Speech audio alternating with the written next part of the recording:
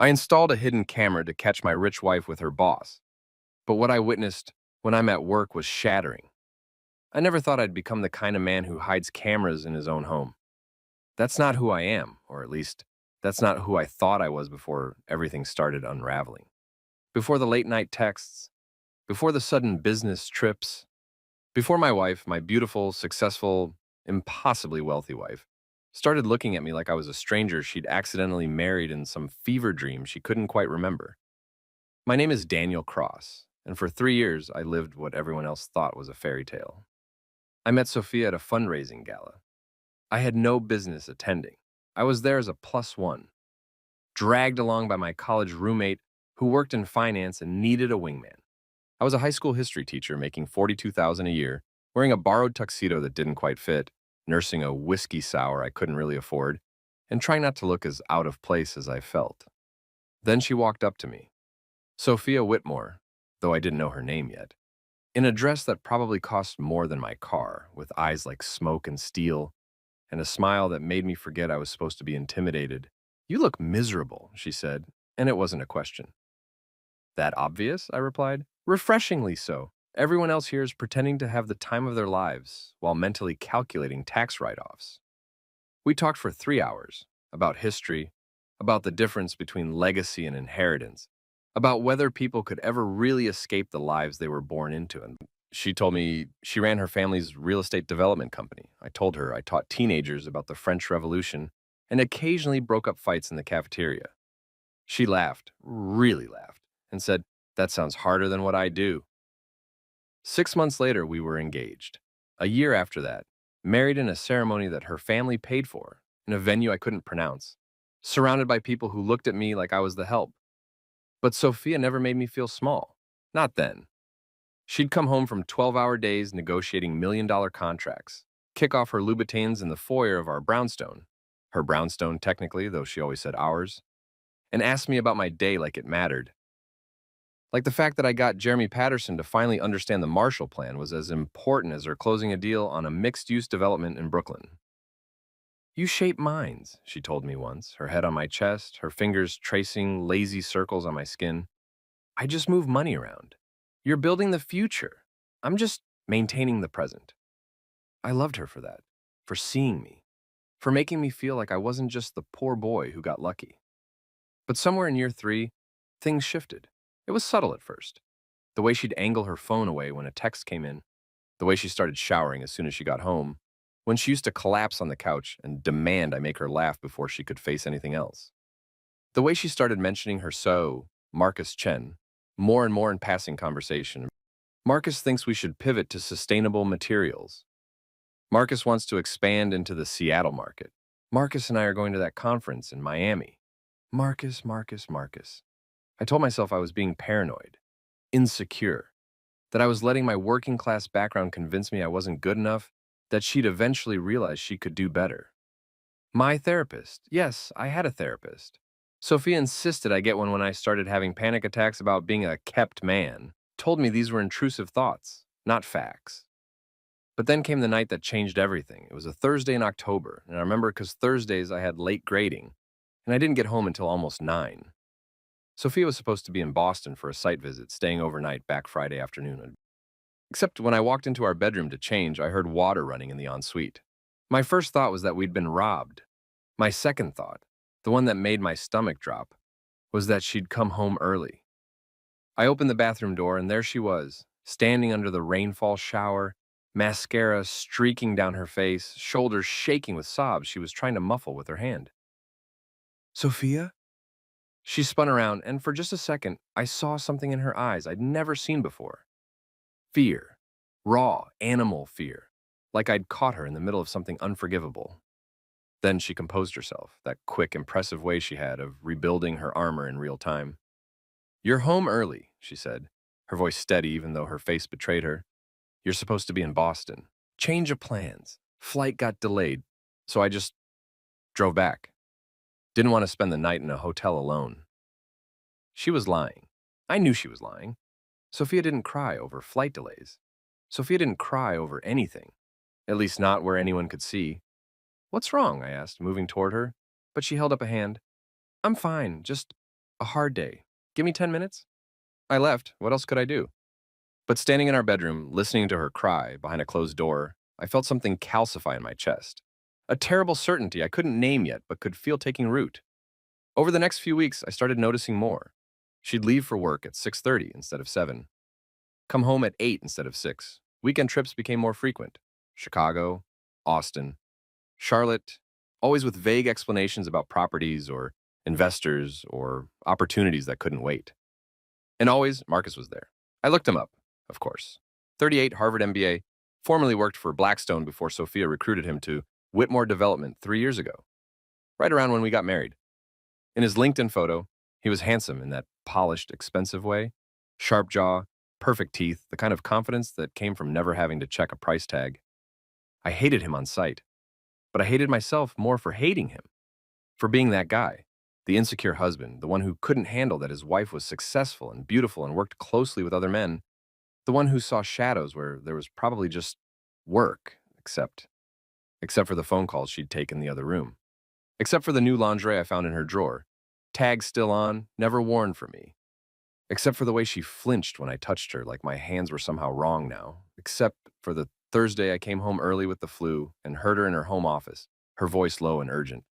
I know, but we can't. Not yet. He doesn't. And then she saw me in the doorway and ended the call so fast I heard that her phone hit the desk. Daniel, I didn't hear you come in. Who were you talking to? Marcus? About the Riverside project. At 7 p.m. on your personal phone? Her jaw tightened. Is there a problem? I don't know, Sophia. Is there? We stared at each other across a divide that felt suddenly massive, and I saw it happen in real time. The decision she made not to tell me the truth. I have work to do, she said, turning back to her computer. There's leftover Thai in the fridge. That was the night I started planning. If you've ever suspected someone you love of betraying you, you know the specific kind of hell it creates. It's not just the doubt. It's the way doubt colonizes every good memory, recoloring it with suspicion. Every kiss becomes a lie you were too stupid to see through. Every I love you becomes a line she was rehearsing. Every moment of intimacy becomes evidence of your own gullibility. I tried to shake it. God, I tried. I threw myself into lesson planning, volunteered to sponsor the debate team, started going to the gym at 5 a.m., running on the treadmill until my legs burned and my thoughts finally, mercifully, went quiet. But then I'd come home, and she'd be there but not there. Physically present, mentally 1,000 miles away. We'd have dinner in silence, her eyes on her phone, my eyes on her, searching for the woman I'd married and finding only this stranger who wore her face. Our sex life, which had always been good, frequent, the kind of connected intimacy that made me feel chosen, became sporadic, then rare, then non-existent. I'm just tired, she'd say when I reached for her in bed. Maybe this weekend, she'd promise, then book a last-minute trip to Philadelphia. It's not you, she'd insist, but her body language screamed otherwise. 3 months of this. 3 months of watching the woman I loved slip away while I convinced myself I was being crazy, controlling, paranoid. Until the morning I found the receipt. It was sticking out of her laptop bag. She'd left it on the kitchen counter while she showered. A hotel receipt. The Peninsula, Beverly Hills, 2 nights, 3 weeks ago. A trip I didn't know she'd taken. My hands shook as I pulled it out.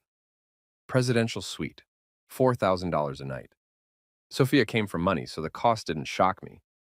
What shocked me was the date. She'd told me she was in San Francisco for a zoning hearing.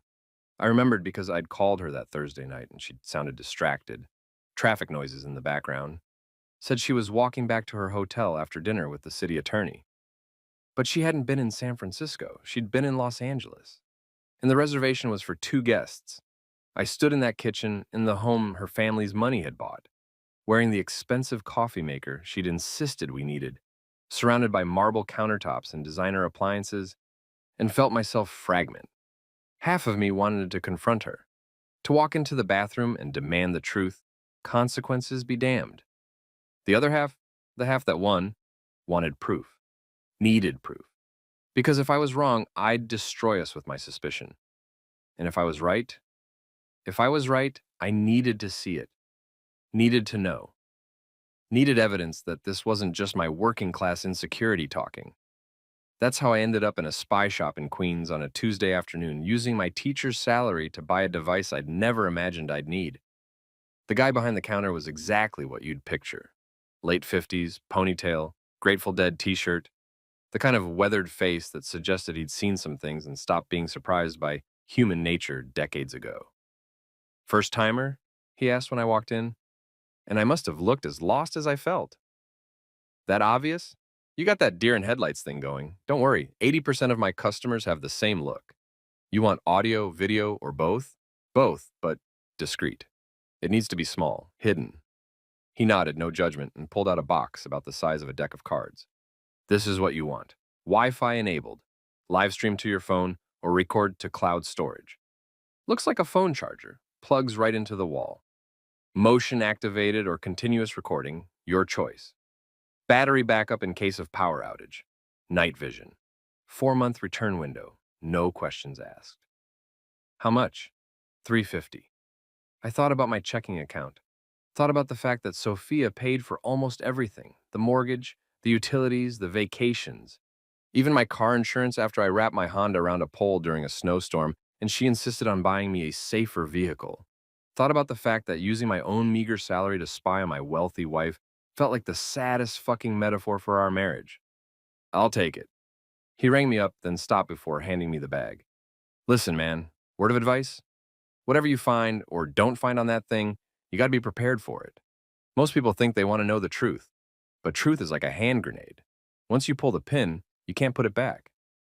I took the bag. I'm already holding the grenade, I just need to see what I'm pointing it at.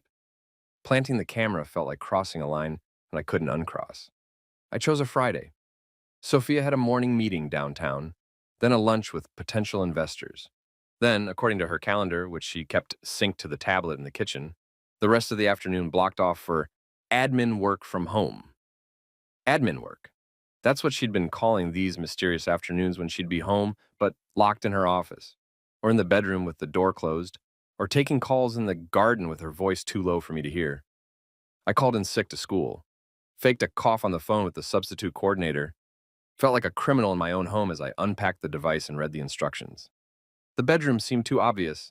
The home office felt too invasive. There were legitimate confidential business files in there. I wasn't trying to steal trade secrets. I settled on the living room. It was where she spent the most time when she was home, but not working. Where she'd take those hushed phone calls, pacing by the floor-to-ceiling windows that overlooked the brownstone's private courtyard. Where I'd heard her voice crack with emotion she wouldn't share with me. There was an outlet behind the fiddle-leaf fig plant in the corner. Decorative, expensive, a gift from her mother. I plugged the camera charger in, adjusted the angle so it captured the couch, the windows, the entrance to the hallway, downloaded the app, tested it. On my phone screen, I could see our living room in perfect clarity. Could see myself standing there like an idiot staring at a device that would either save my marriage or destroy it. I don't know how long I stood there. Long enough that my phone buzzed with a text from Sophia. Lunch running long. Be home by 3. Need anything? 3 hours. I had 3 hours before she'd be back. I texted it back. I'm good, love you. She sent back a heart emoji, not love you too, just a heart. When had that changed? I left the apartment, drove aimlessly through Brooklyn, ended up at Prospect Park and walked until my feet hurt. Tried to convince myself to go back and dismantle the whole thing. That this was wrong, that trust once broken like this couldn't be repaired, but I didn't go back. I sat on a bench near the lake and watched people live their normal lives, joggers, dog walkers, parents with strollers, couples holding hands, and wondered when my life had become so untethered from normalcy. My phone buzzed. The app, motion detected. My heart seized. I opened the live stream. Sophia walked into frame, home earlier than expected, her work bag slung over her shoulder. She was on the phone, her free hand gesturing as she talked. I couldn't hear what she was saying. I'd muted notifications so I wouldn't accidentally broadcast her conversations in public. But I could see her face, see the animation there, the way she smiled. When had she stopped smiling like that with me? She ended the call, tossed her phone on the couch, and disappeared into the kitchen. Returned with a glass of wine. It was 3:15 in the afternoon. She stood by the windows, drinking, staring out at nothing. And even through the camera's lens, I could see the weight she was carrying. Her shoulders curved inward. Her hand shook slightly as she raised the glass to her lips. Then she pulled out her phone again, typed something, stared at the screen, waiting. A response came. She read it, closed her eyes, and started crying. Not the quiet, dignified tears from that night in the shower. These were gut-wrenching, shoulder-shaking sobs that looked like they were being ripped out of her against her will. I stood up from the park bench so fast I startled the nearby pigeon. My first instinct was to run home, to burst through the door and demand to know what was hurting her. My second instinct, darker, more corrosive, was to wait, to watch, to see what happened next. I hated myself for choosing the second option, but I stayed in the park, watching my wife fall apart on my phone screen and felt something inside me fall apart too. For 2 weeks I watched. I became intimately familiar with the rhythms of Sophia's secret life, the life she lived in our home when she thought she was alone. I learned that she cried almost every day, usually in the late afternoon, after work. Calls ended and before I came home. Sometimes she'd pour wine and sit on the couch, staring at nothing. Sometimes she'd pace. Sometimes she'd curl into a ball on the floor, her phone clutched to her chest, and rock herself like a child. I learned that she took calls from Marcus every day, sometimes multiple times. The conversations ranged from 5 minutes to over an hour. I couldn't hear what was said, but I could see her reactions. The way she'd cover her mouth with her hand, the way she'd nod vigorously as if convincing herself of something, the way she'd sometimes throw her phone across the room when the call ended, then immediately retrieve it, checking to make sure it still worked. I learned that she was hiding something big, not just from me, from everyone. There were other calls and other conversations. With lawyers, I assumed, based on the way she'd have legal pads out, taking notes with furious intensity. With doctors, maybe, based on fragments I could lip read. Results came back, and how much time, and once, devastatingly, can't tell him yet. That one nearly broke me. I was in the teacher's lounge, pretending to grade essays, watching my wife receive what looked like catastrophic news, and I couldn't do anything but watch her receive it alone. Was she sick? Dying? Was that what this was?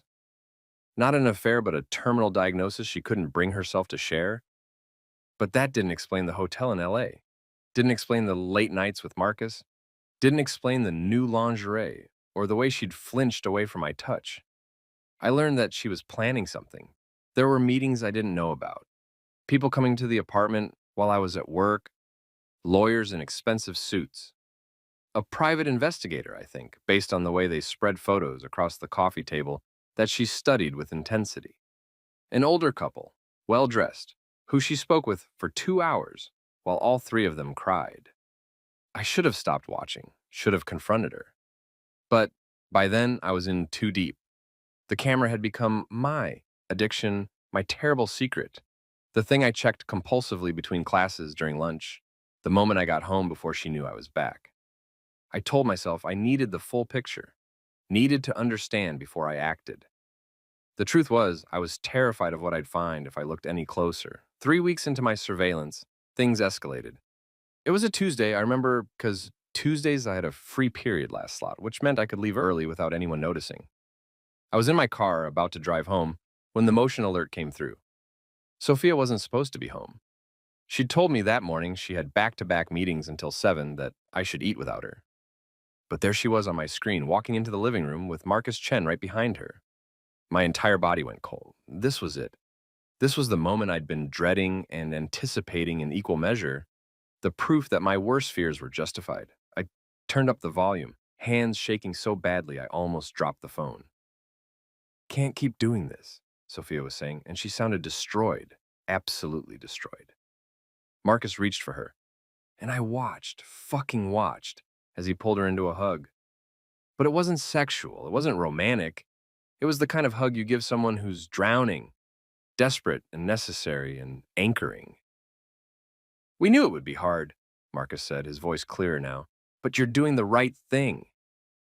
Am I? Sophia pulled back, wiping her eyes. Because it feels like I'm destroying everything. He looks at me like he knows, like he can see right through me, and I can't keep lying to him, Marcus. I can't. You're not lying. You're protecting him. That's just lying with better piano, Marcus laughed, despite himself. When this is over, When this is over, there might not be anything left to save. They moved to the couch, and I watched as Marcus pulled out a folder. They spent the next 40 minutes going through documents I couldn't quite see, Sophia taking notes, asking questions I couldn't fully hear, both of them looking progressively more grim. Then Marcus said something that made my blood stop moving. Have you told Daniel about his father yet? Sophia's head snapped up. No, and I'm not going to. Not until this is finished. He's already suspicious. If I drop that bomb now, he'll either think I'm manipulating him, or he'll want to get involved, and we can't risk that. Sophia, he has a right to know. He has a right to know when I can give him the full picture, not bits and pieces that will just hurt him more. My father. My father had been dead for 6 years, died of a heart attack when I was finishing grad school, left behind debts and a storage unit full of broken dreams. What could Sophia possibly know about him that I didn't? I sat in that car for 2 hours, watching them work, watching my wife shoulder a burden I didn't understand, and felt the foundations of my reality crumble. This wasn't an affair. This was something else entirely. Something bigger. Something that involved me in ways I hadn't imagined. When Marcus finally left, Sophia sat alone on the couch for a long time, her face in her hands. And I realized with dawning horror that I'd been so focused on catching her betraying me that I'd completely missed the fact that she was fighting a battle I knew nothing about, and she was fighting it alone because she was trying to protect me. I started the car, drove home, walked into the apartment like nothing was wrong. Sophia was in the kitchen, pulling together a late dinner, and she looked up when I came in with a smile that didn't reach her eyes. Hey, how was your day? Fine, yours? Long, but good. We were so good at lying to each other now. So practiced at this performance of normalcy. I wanted to grab her by the shoulders and shake the truth out of her. Wanted to tell her I knew, not about the affair that wasn't happening, but about the secret that was happening. Wanted to demand she trust me enough to let me help her carry whatever weight was breaking her. But I couldn't, not without admitting to the camera, not without confessing that I'd been spying on her for weeks. So instead, I kissed her forehead and said, let me help with dinner. And we cooked together in silence, two people who loved each other desperately, separated by secrets neither of us knew how to breach, and I became a detective of my own life. If Sophia was hiding something about my father, there had to be traces, evidence I'd missed. So I started digging into a past I thought I'd already understood. My father, Richard Cross, had been a contractor. Hardworking, blue-collar, the kind of man who believed in honest labor and American dreams that never quite panned out. He'd built houses for wealthy families in Connecticut, including the Whitmores. That's actually how I'd known about Sophia before I met her. Dad had mentioned the family a few times, usually with a mix of respect and resentment. Old money, those Whitmores, he'd said once. The kind of people who think the world works different for them, and they're right, it does. He died suddenly. Too suddenly, I'd thought at the time. 52 years old, in decent shape, no warning. Just collapsed on a job site and was gone before the ambulance arrived. The official cause was a massive coronary event. The unofficial cause, at least according to his friends who spoke at his funeral, was stress. He'd been worried about something in the months before he died. Distracted. Drinking more than usual. I'd been 24, drowning in student loans in graduate school, too self-absorbed to notice my father falling apart. Now, I pulled out the boxes of his things I'd stored in our Sophia's basement. Boxes I hadn't opened since the funeral. Sorting through his life, looking for clues to a mystery I hadn't known existed. Most of it was mundane. Tax returns, work invoices, photos of me at various awkward ages. A birthday card for my mother, they'd been divorced since I was 10, with a passive-aggressive note about child support. Then I found the notebooks. My father had kept work journals. Not detailed, he wasn't a prose guy. But he'd noted jobs, dates, problems encountered, solutions implemented. I flipped through them, looking for mentions of the Whitmores. There were dozens, spanning years. He'd done extensive work for the family, renovations on their Connecticut estate, a pool house, a guest cottage, multiple smaller projects. Then, 6 months before his death, the tone changed. Deputy, meeting with R. Whitmore. Discrepancy. He says it's a misunderstanding. Numbers don't lie. Sep 28. Called lawyer. Can't afford to pursue. But it's not right. It's not right. Octi 3. Whitmore Jr. called, said to drop it, implied consequences. What am I supposed to do? An oxyapamine. Can't sleep, can't eat. This is bigger than I thought. If I'm right, it's not just me. It's dozens of guys. Oaks 30. Decided. I have to come forward, even if it costs me everything. The journal ended there. 2 weeks later, he was dead. I sat on the basement floor, surrounded by my father's archives, and felt the world tilt. Sophia's family had done something to my father, something that had killed him, if not directly, then through the stress of fighting them. And Sophia knew about it. That's what she and Marcus were working on. That's what the lawyers and the private investigator and the secret meetings were about. She was trying to fix it, trying to make right whatever her family had done wrong. And she was doing it behind my back because she knew, she had to know, that if I learned the truth, I'd never forgive her family, that I'd see her differently, that it would destroy us. My hands were shaking. I felt hot and cold at once, nauseous and electrified. I pulled out my phone and opened the camera app. Sophia was home, curled on the couch with her laptop, video calling someone. I turned up the volume. Statute of limitations expires in 4 months, a voice was saying. Older, male lawyer cadence. After that, any civil claims become much harder to pursue. So we need the evidence before then, Sophia said. Ideally, yes, but Ms. Whitmore, I have to advise you again. What you're doing, exposing your own family's fraud, it's going to have significant personal consequences. Your father will fight this. Your brother already is fighting this. You could be looking at, I don't care, Sophia cut him off, and her voice was steel. My father-in-law is dead because my family defrauded him and dozens of other contractors. My husband doesn't know his father died fighting for justice. If I have to burn my family's reputation to the ground to make this right, then that's what I'm going to do. The lawyer sighed. And your husband? When are you planning to tell him? When I have something concrete to give him. Not suspicions, not theories, facts, justice. His father's name cleared. Restitution for the families who were hurt. I'm not going to tell Daniel his father was killed by my family's greed until I can also tell him I've fixed it. That's a heavy burden to carry alone. He suspected me of having an affair for months now. I can see it in his face, the way he looks at me, like he's waiting for confirmation that I'm betraying him. Her voice cracked. And I am betraying him, just not the way he thinks. I'm lying to him every day to protect him from a truth that will devastate him. What kind of wife does that make me? The kind who loves him enough to carry the weight herself. Sophia laughed bitterly. Or the kind who's too much of a coward to trust him with the truth. I stopped the recording. Couldn't watch anymore. Couldn't breathe. My wife, my beautiful, wealthy, powerful wife, had spent the last 6 months secretly investigating her own family, trying to uncover evidence of the fraud that had killed my father, all while I'd been suspecting her of cheating. I'd planted a camera in our home to catch her betraying me. Instead, I'd caught her sacrificing everything to save me from a pain she didn't think I could handle. And she was right.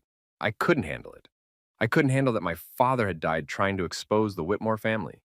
I couldn't handle that Sophia had known or suspected and had been trying to make it right. I couldn't handle that while I'd been watching her cry and break and fight. I'd been too busy suspecting her of infidelity to see the real battle she was waging. I sat in that basement, surrounded by my father's things and my own stupidity, and realized I'd become exactly the kind of man my father would have been ashamed of. Not because I'd suspected my wife, but because when she needed me most, I'd been too caught up in my own insecurity to see the truth. I didn't tell her I knew. Not that night, not the next day, not the following week, because what could I say? Hey, honey, I've been spying on you for a month and you just discovered that your family killed my father and you've been secretly seeking justice. There was no version of that conversation that ended well. So I did what I'd been doing for months. I pretended, smiled when she smiled, made dinner when she worked late, kissed her goodbye in the mornings like I didn't know she was carrying a secret that was destroying her from the inside out. But now, watching the camera feeds had a different tenor. Before, I'd watched for evidence of betrayal. Now, I watched because I couldn't look away from her pain.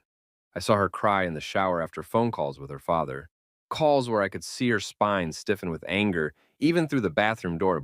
I saw her spend hours reviewing financial documents, her face pale with horror at whatever she was finding.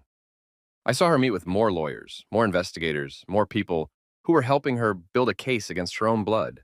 I saw Marcus become her lifeline, the one person who knew the full truth, who could shoulder some of the weight.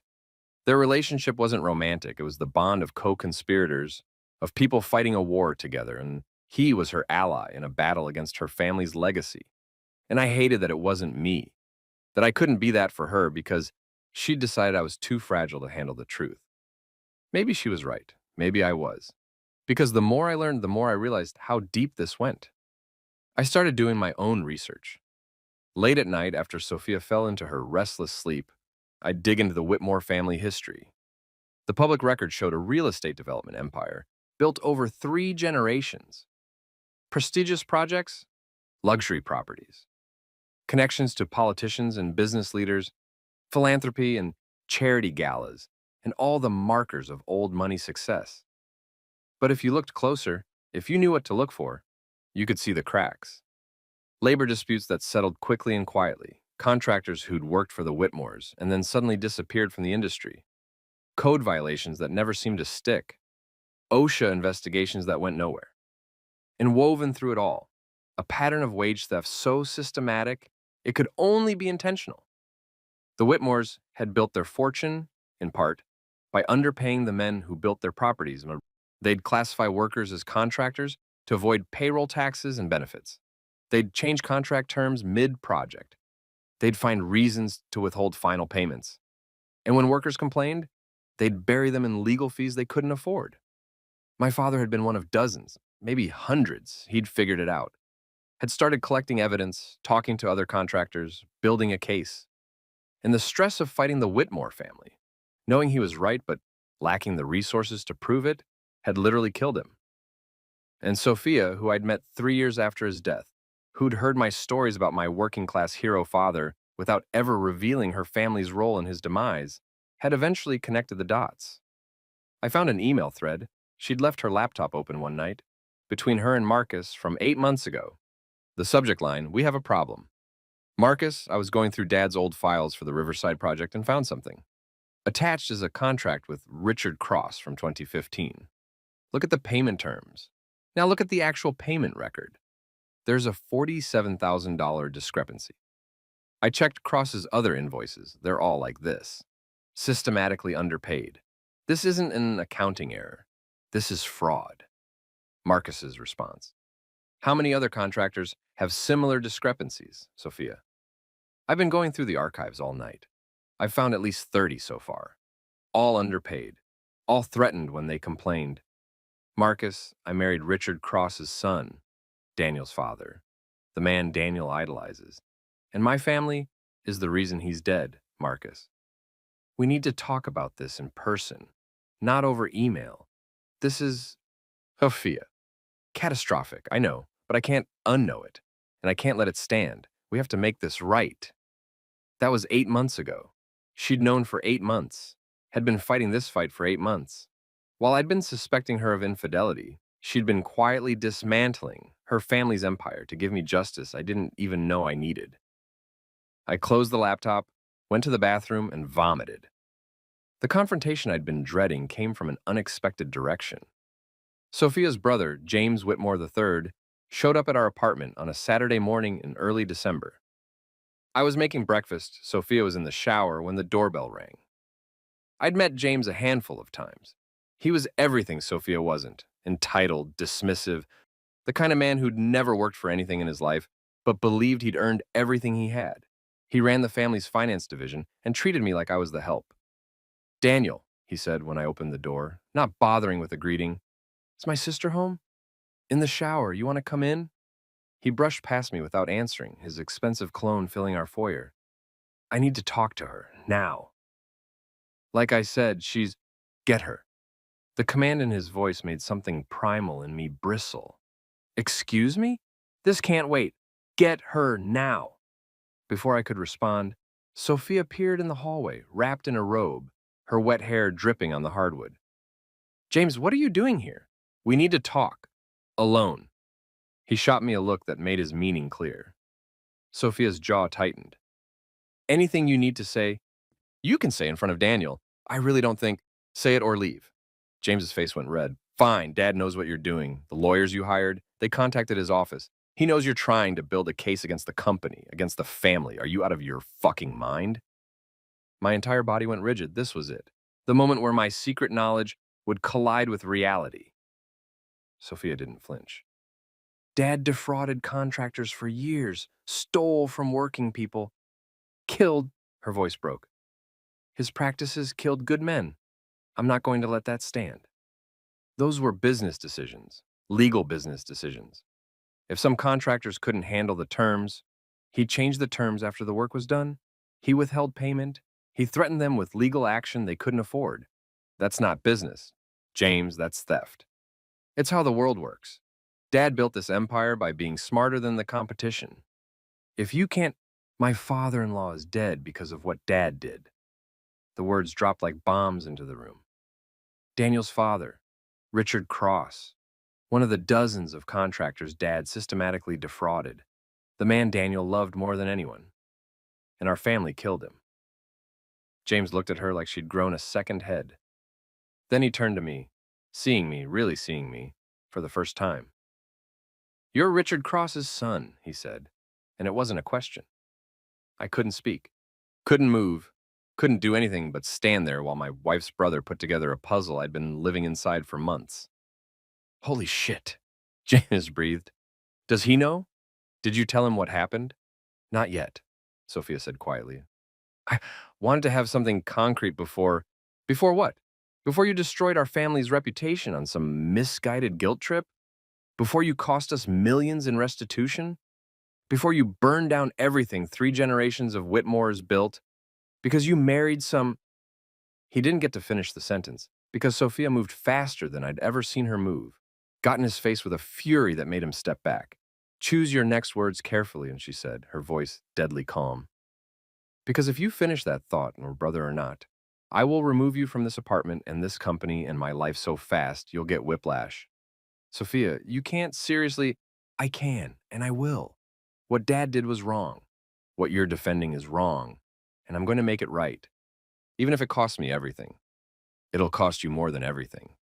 Dad's already talked to the lawyers. If you move forward with this, he's cutting you off completely. No trust fund, no company position, no inheritance. You'll be disowned. Sophia smiled, and it was the saddest, most beautiful thing I'd ever seen. Good. I never wanted the blood money anyway. James looked between us, his sister who'd just chosen justice over wealth, and me, the man whose father she was avenging, and shook his head. You're making a mistake. No, Sophia said. I'm correcting one. He left, slamming the door hard enough to rattle the walls. In the silence that followed, Sophia and I stared at each other across the ruins of all our secrets. How long have you known? She asked finally. That your family killed my father? About 2 weeks. No, how long have you known that I knew? The question hung between us like a blade. I couldn't lie anymore, couldn't keep pretending. I installed a camera. About 6 weeks ago. I thought you were having an affair with Marcus. I watched you for weeks. I spied on you in our home because I was so convinced you were betraying me that I couldn't see you were actually trying to save me. I expected anger, expected her to throw me out, expected her to confirm every fear I'd had about not deserving her. Instead, she laughed. A broken, exhausted sound. Of course you did. God, we're a disaster, aren't we? Sophia, no, I mean it. I've been lying to you for months because I was too scared to trust you with the truth. And you've been spying on me for weeks because you were too scared to confront me about your suspicions. We're both so terrified of losing each other that we've been destroying each other instead. She was right. We were a disaster. 2 people who loved each other desperately, kept apart by fear and secrets and good intentions gone wrong. Tell me, I said. Tell me everything.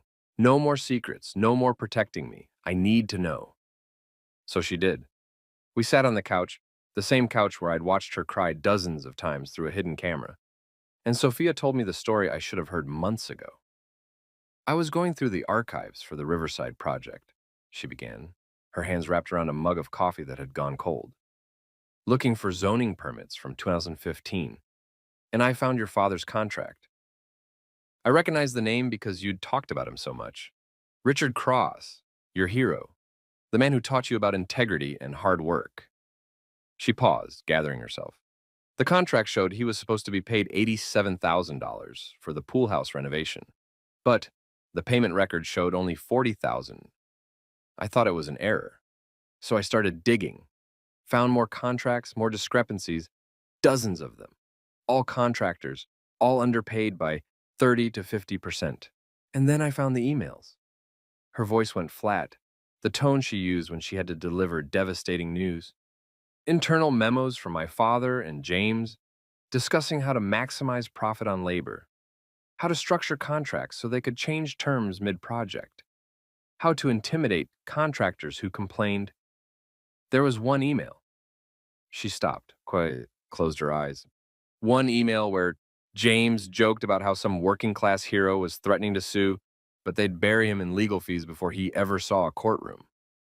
That was my father, wasn't it? I said. Not a question. I think so. The timeline matches. And there were phone records, calls between your dad and our company's lawyers in the weeks before he died. He was trying to fight it, trying to get what he was owed, trying to hold them accountable. The stress killed him. I think it contributed. I'm so sorry, Daniel. I'm so fucking sorry. My family, my blood took advantage of your father's labor and then broke him when he tried to fight back. I should have been angry, should have been furious, should have seen her as the enemy, the daughter of the man who destroyed my father. Instead, I saw her clearly for the first time in months. This woman who'd discovered her family's crimes and immediately decided to burn it all down to make things right. Who'd been fighting alone because she loved me too much to burden me with a pain she thought would break me. Why didn't you tell me? I asked. When you first found out? Because I didn't have proof yet. Just contracts and payment records that could be explained away as accounting errors. I needed more. Needed to find the other victims, get their testimonies, build an actual case. And I knew that if I told you without being able to promise you justice, it would destroy you. You'd have to live with the knowledge that my family killed your father, and there was nothing you could do about it. So you decided to do something about it. I hired investigators, contacted other contractors who'd worked for us, found labor lawyers who specialized in wage theft, and I brought Marcus in because I needed someone who understood the financial side, who could help me trace the money, who could keep me sane while I essentially committed career suicide. Your family thinks you're having an affair, I realized suddenly. That's why James wasn't surprised to see me. He thinks you're leaving me for Marcus. Let them think that. It's easier than the truth, that I'm betraying everything my family stands for, because I married a man whose father they destroyed. She looked at me then, really looked at me, and I saw the full weight of what she'd been carrying. I didn't mean for you to suspect me of cheating. I tried to keep things normal at home, tried to keep you separate from all of this. But I was drowning, Daniel. Drowning in the enormity of what I'd discovered, in the guilt of knowing I'd benefited my whole life from money stolen from people like your father. And I couldn't share that burden with you without telling you the whole truth. So you suffered alone. So I suffered alone, she confirmed, and apparently not very well, since you suspected me enough to install a camera. I'm sorry, I said and meant it. I should have trusted you, should have just asked instead of assuming the worst. I gave you reasons to assume the worst. Late nights, secret meetings, lying about where I was and who I was with. If I'd been you, I would have thought I was cheating too. We sat in silence. Two people who'd been fighting separate battles, finally in the same war. What happens now? I asked. Sophia took a breath. Now we finish this. We have enough evidence to file a class action lawsuit against Whitmore Development. 43 contractors who were systematically defrauded over 15 years. If we win, it'll cost my family tens of millions in restitution. They'll be professionally ruined. The Whitmore name, 3 generations of prestige and power, will be synonymous with corruption and theft. And you? I'll be cut off, disowned. James made that clear. My trust fund, my position in the company, my inheritance, all gone. We'll have this apartment until my father's lawyers figure out a way to take it. After that, she shrugged, I'll figure something out. I'm smart. I'm capable. I don't need my family's money to survive. But she was scared. I could see it in the way her hands trembled around the coffee mug. This woman who'd grown up with every advantage, who'd never known financial insecurity, was about to lose everything. For me, for my father, for justice. What do you need, how can I help? She looked at me like I'd offered her oxygen after months of drowning. You want to help? Even after everything my family did? Your family's sins aren't yours, Sophia. You didn't kill my father. You're trying to save his memory. How could I not help with that? For the first time in months, she really smiled. We have a meeting with the lead attorney next week to finalize the lawsuit, and then we contact the contractors, the families, and tell them we're moving forward, that the statute of limitations expires in 4 months, so we need to file soon. I'll be there, Beth, I said, every step of the way. No more secrets, no more fighting this alone. She leaned against me, and I wrapped my arms around her. And for the first time since I'd installed that goddamn camera, I felt like we were actually together instead of just occupying the same space. I love you, she whispered. I know I haven't shown it well lately. But I do. I love you so much it terrifies me. I love you too, I said, and I should have trusted that. Should have trusted you. We stayed like that for a long time, holding each other in the wreckage of our secrets, beginning the slow work of rebuilding something stronger. The next 4 months were brutal. Sophia's father, Robert Whitmore III, was everything you'd expect from a man who'd built an empire on the backs of workers he considered beneath him. Ruthless, connected, willing to burn the world down rather than admit fault. The moment we filed the lawsuit, 43 contractors represented, seeking $28 million on unpaid wages and damages, he declared war.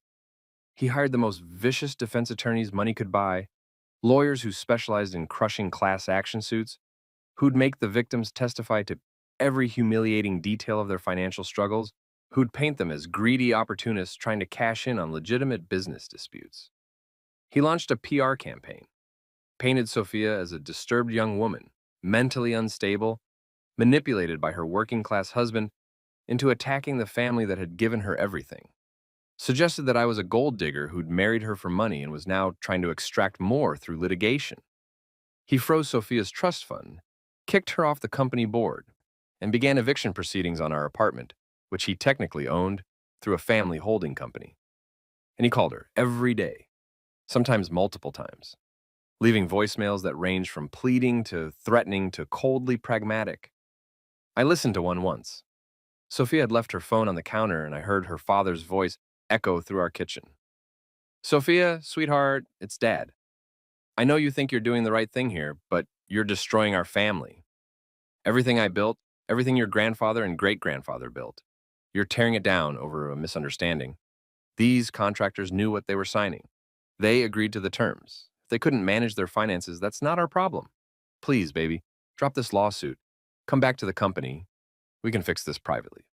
Make some settlements, move on. But if you continue down this path, I'll have no choice but to protect the family's interests. And that means cutting you off completely. No money, no position, no inheritance. You'll be starting over from nothing. Is that really what you want? Call me back. I love you. The I love you at the end was the worst part. The casual cruelty wrapped in parental affection. Sophia never called him back. Instead, she did what she'd been doing for months. She fought. We fought together. I took a leave of absence from teaching, unpaid, because we couldn't afford for me not to be involved. We spent our days in lawyers' offices, going through evidence, preparing testimony, reaching out to the contractors and their families. Some of them were easy to find. Others had disappeared, moved states, changed careers, and given up on ever seeing justice. A few had died, like my father, leaving behind widows and children who deserved to know the truth. I called these families, introduced myself as Richard Cross's son, told them what Sophia had discovered, invited them to join the lawsuit. Most said yes immediately.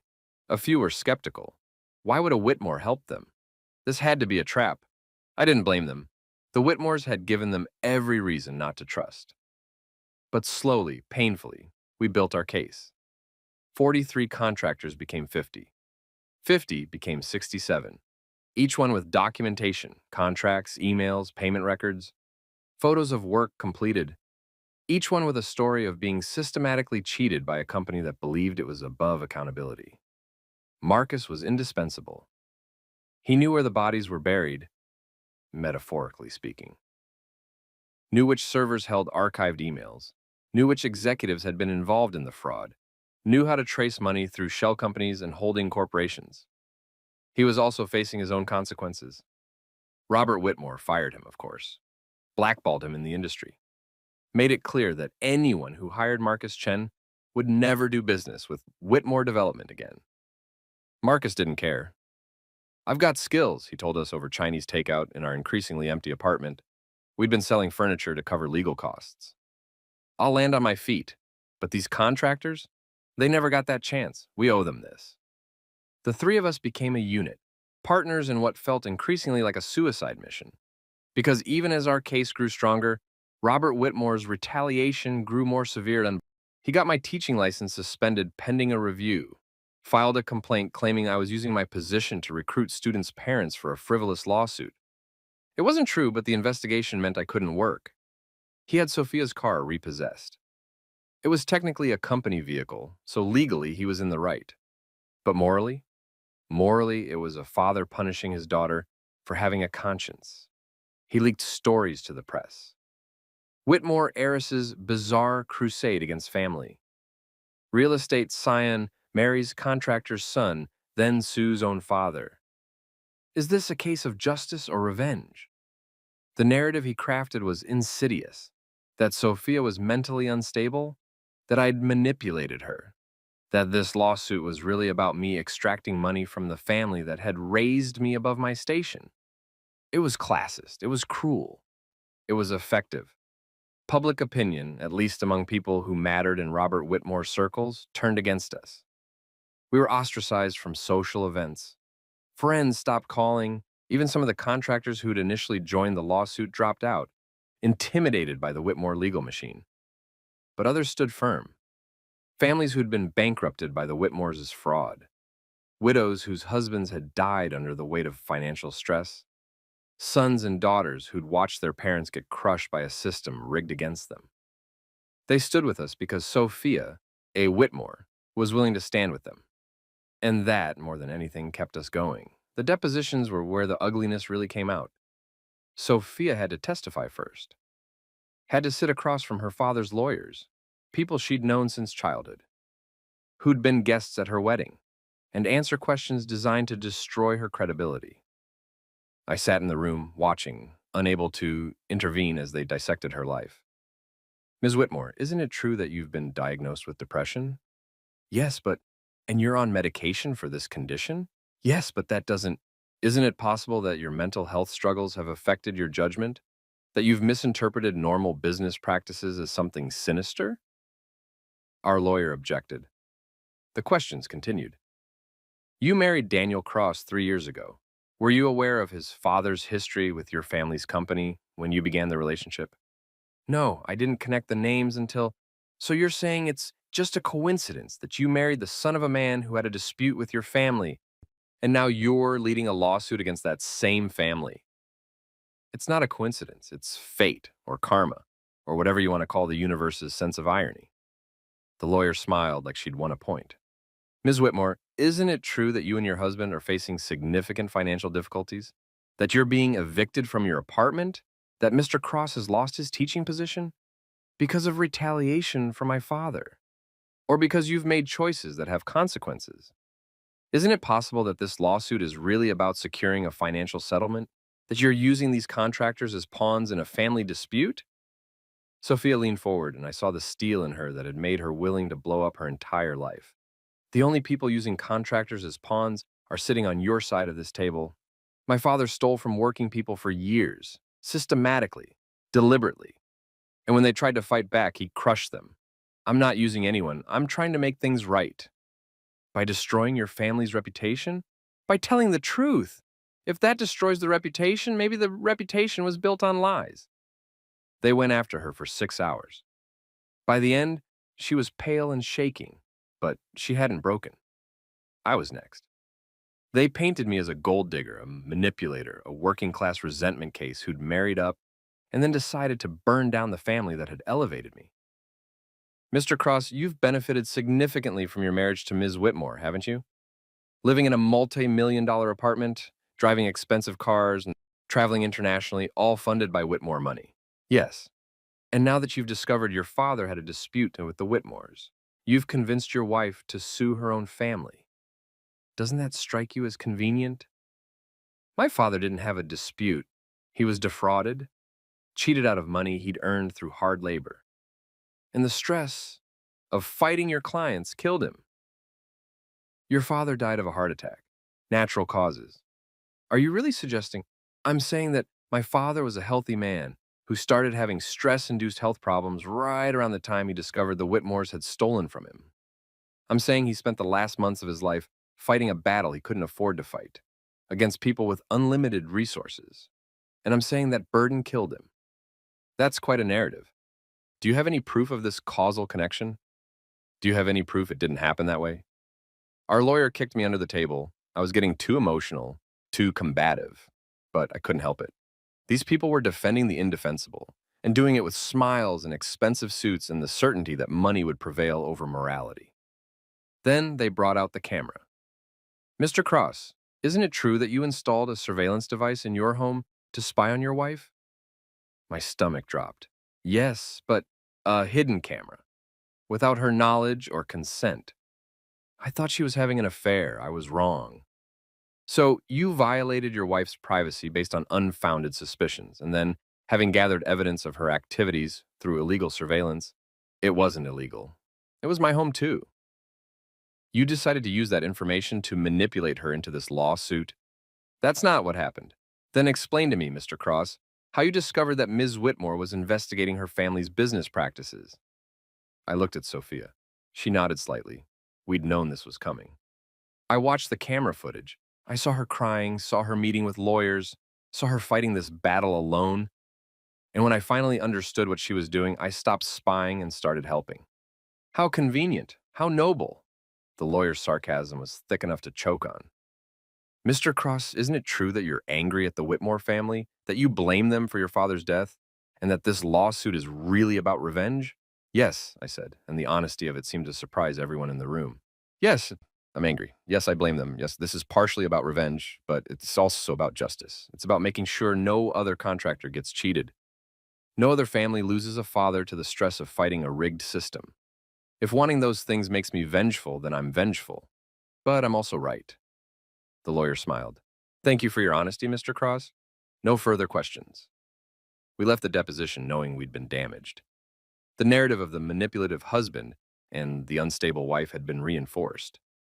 The hidden camera, my violation of Sophia's privacy, would be used to paint us as unreliable, untrustworthy, possibly even calculating. We're fucked, Marcus said that night in the studio apartment we'd moved into after losing the brownstone. They're going to use the camera to destroy your credibility, make it look like you manipulated Sophia into this whole thing. Then we need something they can't spin, Sophia said quietly. Something so damning that no amount of character assassination matters. Like what? I asked. She looked at both of us, and I saw the moment she made a decision. Like my father's private files, the ones he keeps at the estate, the ones that show exactly how systematic the fraud was. Sophia, Marcus said carefully, those files are in your family's home. Getting them would be breaking and entering, she finished. I know, but I still have my key. And I know the security codes, and my father's in London until next week. It's not breaking and entering if I have permission to be there. You don't have permission, I pointed out. He never explicitly revoked it. Technically. We looked at each other.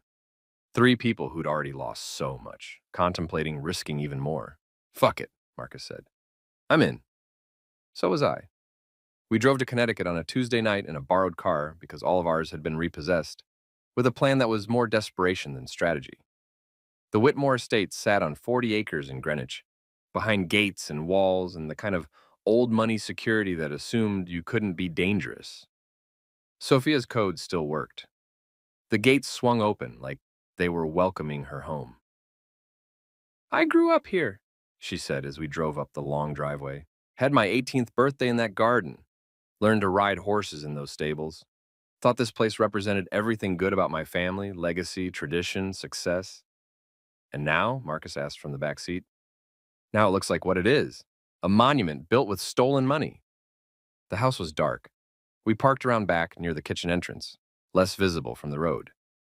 Sophia used her key, no alarm. Her father still believed he was untouchable. His study was on the second floor, a massive room lined with mahogany bookshelves, leather furniture, windows that overlooked the grounds, the kind of room that said powerful man in every detail. Sophia went straight to the filing cabinets behind his desk. Locked, but she knew where he kept the keys, hidden in a hollowed-out book on the shelf. Even privileged men are predictable. We started pulling files, contracts, financial records, emails that had been printed and filed away before he'd learned to be more digital. Evidence of fraud spanning 2 decades, not just the contractors in our lawsuit, but dozens more. Jesus, Marcus breathed, photographing documents as fast as he could. This isn't just wage theft. This is racketeering, tax fraud, money laundering through shell companies.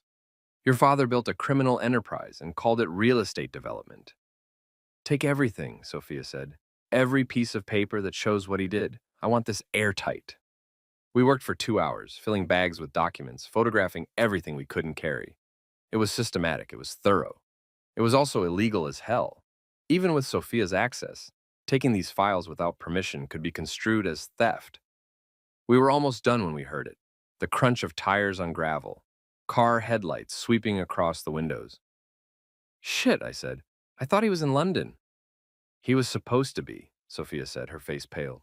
Back door, Marcus said. Now. We grabbed what we could, leaving the study in disarray, no time to cover our tracks, and ran for the kitchen. But we could already hear the front door opening. Voices. Her father wasn't alone. The wine cellar, Sophia whispered. There's a door to the outside from there. We can... Sophia? Her father's voice echoed through the house. Sophia, I know you're here. The security system sent an alert. We froze in the hallway, bags of evidence in hand, caught. Sophia straightened her spine. Keep going, she told Marcus and me. Get to the car. I'll handle this. We're not leaving you, I said. You have to. If he calls the cops, we all get arrested. But if it's just me, I can claim I came to get my personal belongings. He won't press charges against his own daughter, not publicly. The scandal would hurt him as much as us. Sophia, go, please. I need you both to get that evidence to the lawyers. That matters more than whatever happens to me here. Marcus grabbed my arm. She's right, come on. We slipped down to the wine cellar, through the delivery entrance, out into the night. From inside, I could hear raised voices. Sophia and her father, years of tension finally erupting. We made it to the car, drove away with bags full of stolen evidence, left Sophia to face her father's wrath alone. It was one of the hardest things I've ever done. Sophia didn't come home that night, or the next morning. By noon, I was losing my mind, imagining every worst-case scenario. Then she walked through the door of our shitty studio apartment, looking exhausted but unbroken. What happened? I asked, pulling her into my arms. He tried to make a deal. Said if I dropped the lawsuit, he'd quietly settle with the contractors. Not for the full amount, maybe 40 cents on the dollar, but enough that they'd get something. And he'd reinstate me, give me back my position, my money, my life. What did you say? I told him 40 cents on the dollar was another insult, that these families deserved full restitution plus damages, that I didn't want his blood money or his corrupt empire. She pulled back to look at me.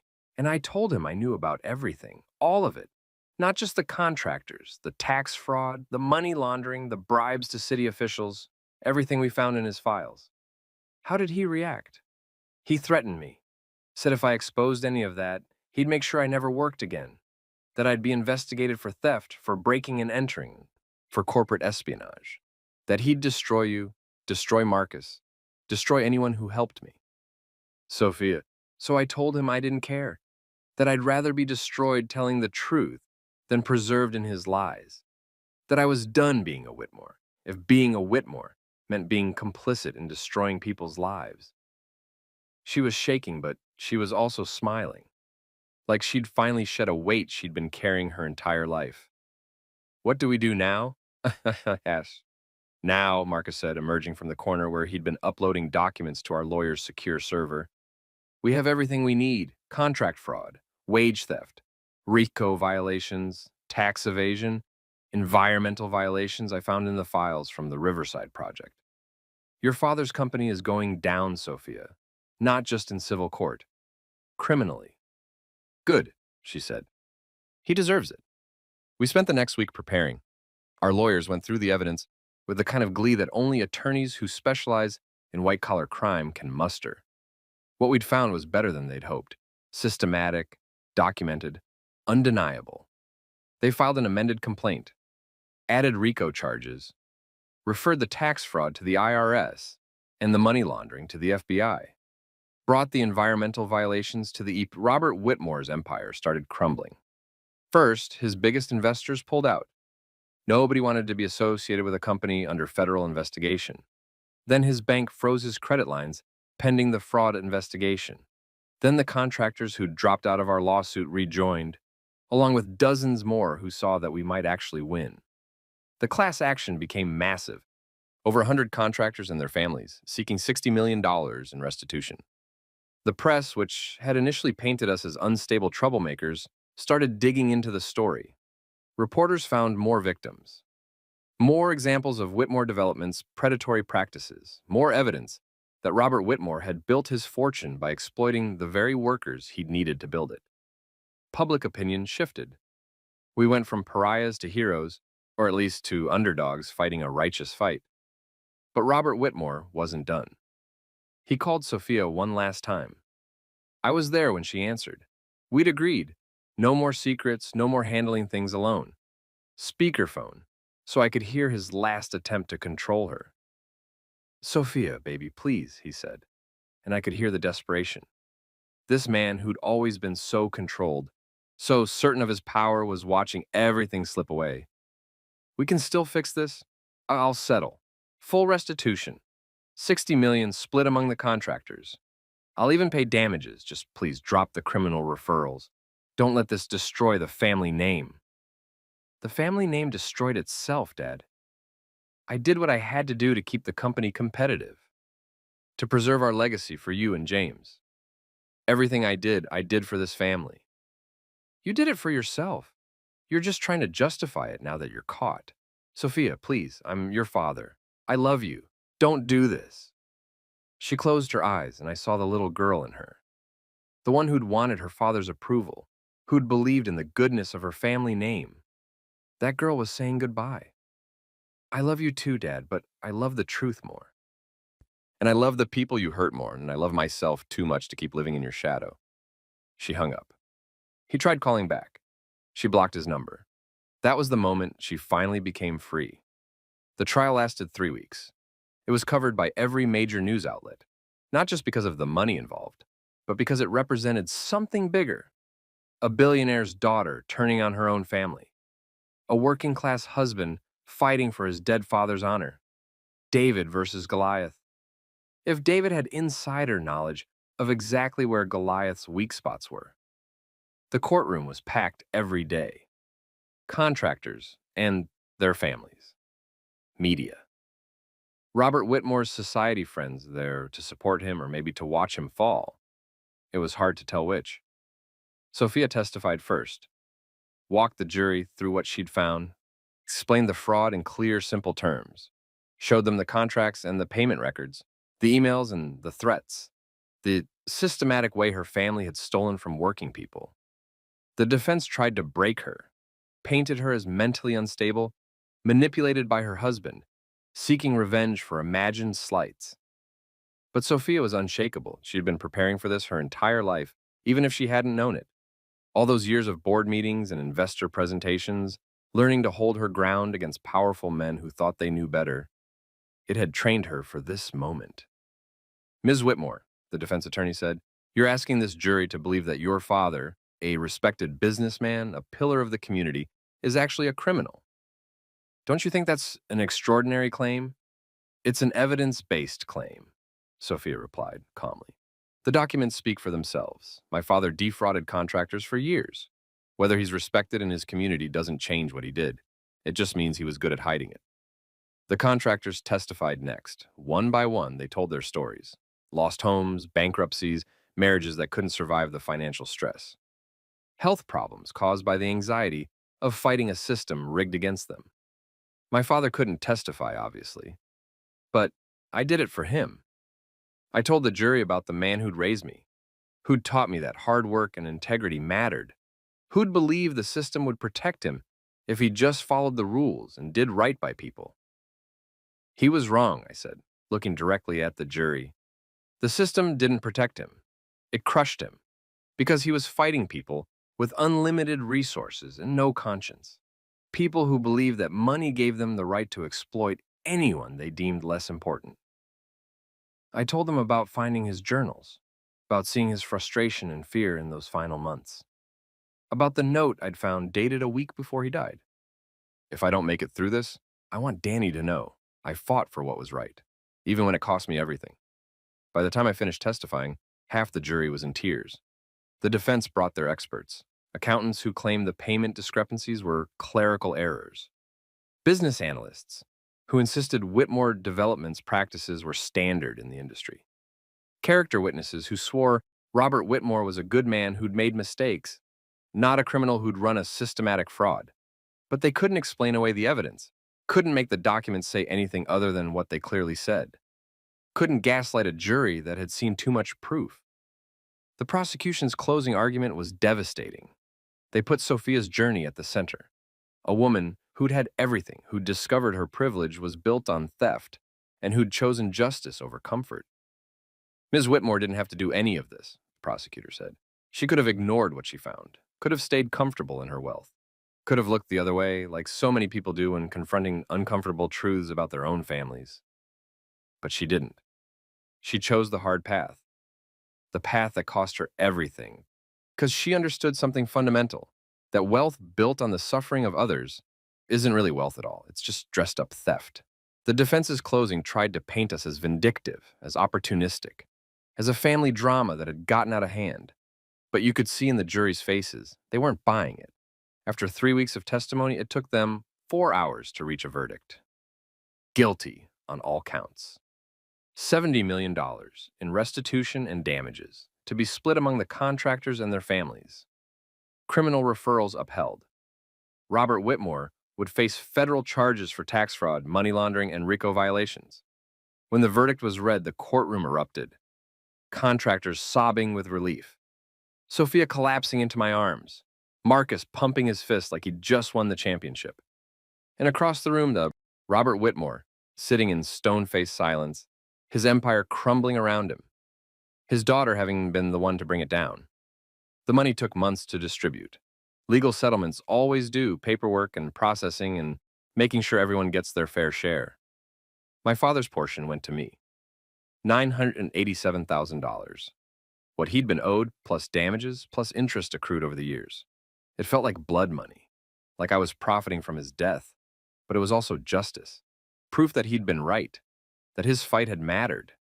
I used some of it to pay off my student loans, debts I'd been carrying since before Sophia, before the fairy tale that turned into a nightmare that turned into something better. Used more to help the other families, the ones who were struggling most. Set up a scholarship fund in my father's name for students pursuing construction trades. Kept enough to make sure Sophia and I could rebuild, because Sophia had lost everything. Her trust fund, her company position, her family, both parents disowned her publicly, and James refused to take her calls. Her father was convicted on 3 counts of fraud and sentenced to 8 years in federal prison. Her mother blamed her for destroying the family, but Sophia wasn't destroyed. She was free. I spent my whole life trying to be worthy of the Whitmore name, she told me one night, lying in bed in our small apartment. So much smaller than the brownstone, but ours in a way that place never was.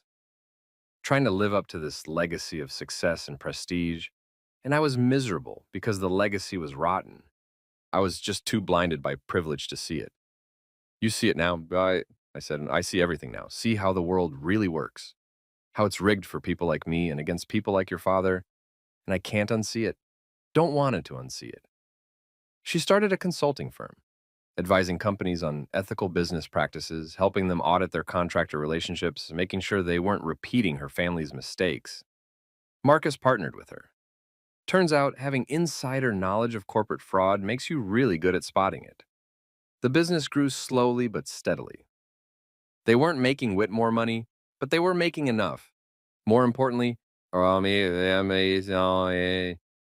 making a difference. I went back to teaching, and my license was reinstated after the verdict. The review board concluded that the suspension had been retaliatory. My students threw me a welcome back party, complete with a banner that said, "Mr. Cross, the real American hero." I cried in front of 30 teenagers and didn't even care. Marcus started dating someone, a paralegal he'd met during the trial. She was funny and smart and didn't care that he'd been blackballed by half of corporate America. You're famous, she told him. You're the guy who helped take down a billionaire. That's way sexier than whatever boring job you had before. He introduced us over dinner, and I watched him light up around her and felt grateful that something good had come from all the devastation. Sophia and I started therapy, together and separately.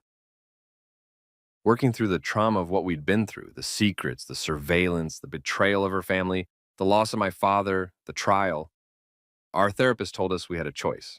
We could let this break us, or we could let it forge us into something stronger. We chose stronger. We renewed our vows a year after the verdict. Small ceremony, just friends and some of the contractor families. No Whitmores. They weren't invited and they wouldn't have come anyway. But my father was there. In spirit, at least. I felt him as I promised to love Sophia in truth and trust, with no more secrets, no more cameras, no more assuming the worst. Your father would be proud of you, Sophia whispered, when we kissed. Of both of us. We finished his fight. No, I said. Finished our fight.